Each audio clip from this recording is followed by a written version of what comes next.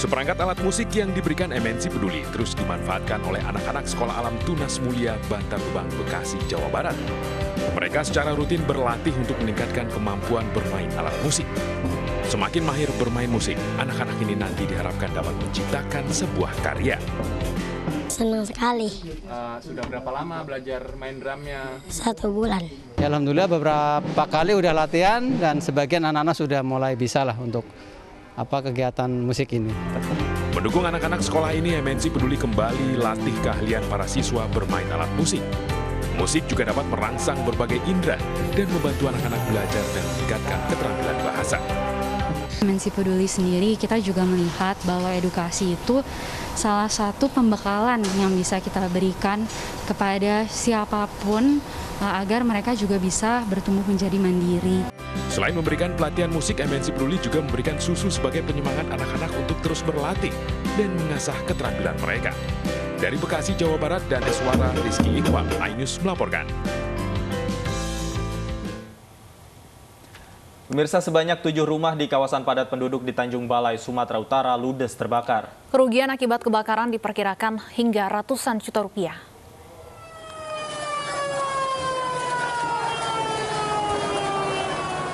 Besarnya kobaran api membuat 7 rumah di Jalan Khairul Anwar, Tanjung Balai, Sumatera Utara ludes terbakar.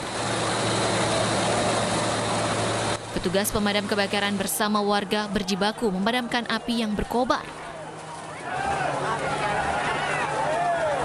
Banyaknya barang yang mudah terbakar membuat api sulit dipadamkan.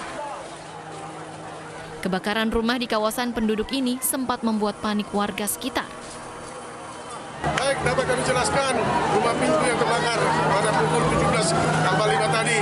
Sebanyak 7 pintu, yaitu mana 6 berpenghuni dan 1 rumah kosong. Puncak kebakaran, Pak?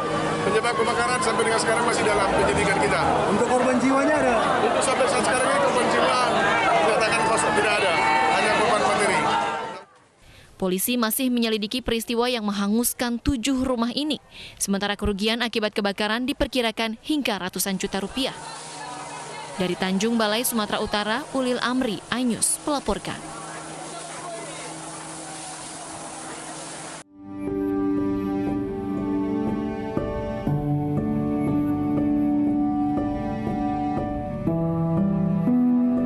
Suasana haru mengiringi proses pemakaman legenda pebulu tangkis Indonesia, Markis Kido.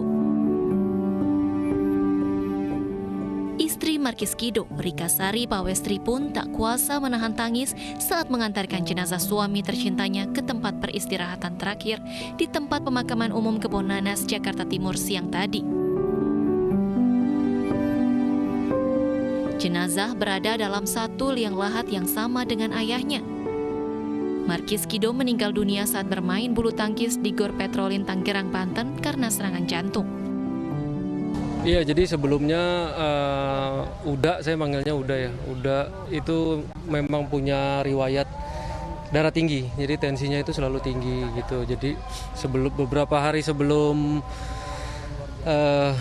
meninggal juga kemarin sempat ke dokter karena badannya nggak enak gitu. Jadi sempat tensi di rumah jadi tinggi, terus disuruh mama untuk ke dokter periksa gitu. Jadi emang rutin tiap hari memang rutin untuk minum obat tensinya gitu. Prosesi pemakaman dilaksanakan dengan menerapkan protokol kesehatan.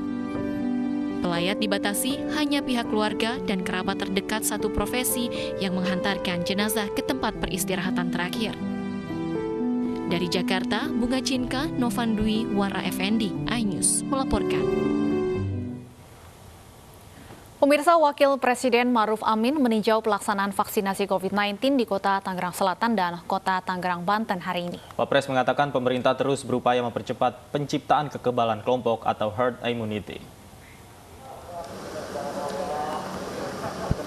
Wakil Presiden Ma'ruf Amin meninjau pemberian vaksinasi massal bagi masyarakat di Alam Sutra Sport Center, Tangerang Selatan dan di kantor pemerintah Kota Tangerang, Provinsi Banten siang tadi.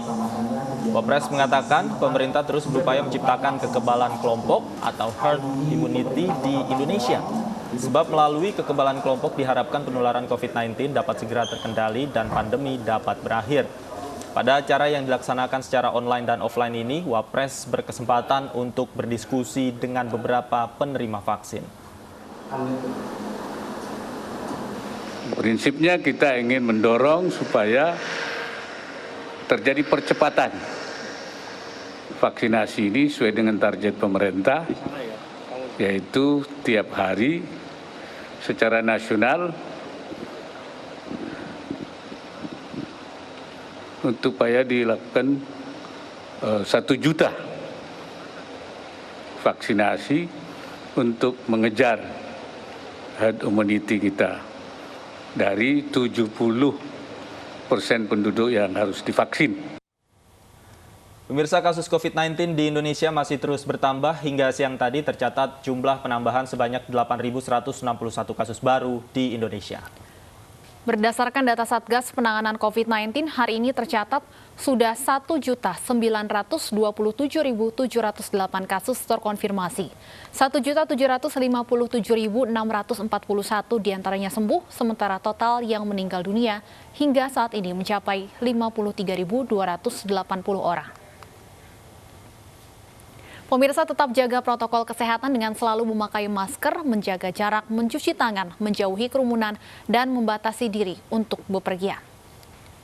Kita ke informasi selanjutnya, sebuah rumah makan di Pulau Gadung, Jakarta Timur hangus terbakar. Diduga api berasal dari mes yang berada di belakang rumah makan tersebut. Sebelah Pizza Hut. Api membakar rumah makan di Jalan Pemuda Pulau Gadung, Jakarta Timur. Warga panik saat melihat api membesar. Petugas pemadam kebakaran yang tiba di lokasi langsung berupaya memadamkan api. Kebakaran berawal saat listrik di bagian mes padam. Setelah dinyalakan kembali, tiba-tiba mengeluarkan percikan api. Dengan cepat, api menyambar dari bagian mes ke plafon hingga menghanguskan rumah makan. Beruntung, tamu rumah makan beserta karyawan dapat menyelamatkan diri. Setelah 30 menit, api berhasil dipadamkan oleh petugas.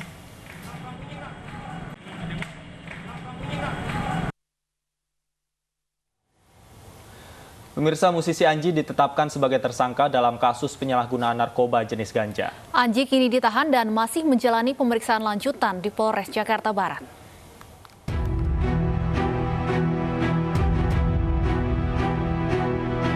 Kasus dugaan penyalahgunaan narkotika yang menjerat musisi Erdian Aji Prihartanto alias Anji memasuki babak baru. Polisi menetapkan status tersangka kepada Anji. Hal itu dilakukan setelah hasil tes urin Anji terkonfirmasi positif mengonsumsi ganja. Anji kini ditahan di Rutan Mapolres Jakarta Barat dan masih menjalani pemeriksaan lanjutan. Menurut petugas, Anji bersikap kooperatif selama pemeriksaan dan mengakui menyimpan barang bukti lain di Bandung, Jawa Barat. Positifnya di cek urin adalah THC. THC itu tetrahidrokannabinol itu kalau di bahasa awamnya ganja. Anggota kami itu juga sudah melakukan pengembangan. Jadi ada 2 TKP berarti tempat kami mengamankan barang bukti. Yang pertama kemarin di Cibubur, kemudian anggota kami melakukan pengembangan, didapatkan lagi barang bukti di Bandung, ya, di wilayah Bandung. Sebelumnya Anji ditangkap di studionya di kawasan Cibubur, Jakarta Timur pada Jumat malam. Dalam penangkapan, polisi turut mengamankan barang bukti berupa narkoba jenis ganja. Dari Jakarta, Nadia Raisa, Didit Oktavian, Wildan Aulia, iNews melaporkan. Pemirsa, latihan Jalak Sakti dan Harda Maruta dilaksanakan. Latihan merupakan wujud tanggung jawab TNI AU kepada masyarakat. Dan informasi latihan TNI Angkatan Udara ini sekaligus menutup kebersamaan kita dalam iNews sore hari ini. Mewakili kerabat kerja yang bertugas, saya Davi Pratama. Dan saya Stefani Patricia. Terima kasih atas kebersamaan Anda. Selamat sore dan sampai jumpa.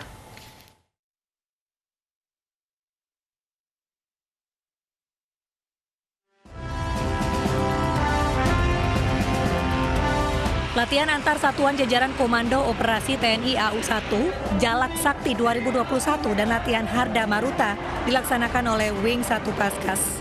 Latihan merupakan wujud pertanggungjawaban TNI AU kepada rakyat. Kasau Marsikal TNI Fajar Prasetyo meninjau dan menyaksikan langsung kedua latihan tersebut di Air Weapon Range, Belitung Timur, Bangka Belitung. Latihan ini adalah latihan tingkat Kotama Korps AU 1 dan Korpaskas. Tujuan latihan ini adalah untuk meningkatkan dan menyiapkan profesionalisme personil TNI Angkatan Udara di dalam merencanakan dan melaksanakan operasi udara gabungan dari Korps AU 1 dan Korpaskas. TNI AU terus berupaya meningkatkan kemampuan dan profesionalitas prajurit dan satuan meskipun pada masa pandemi COVID-19. Selama pelaksanaan latihan protokol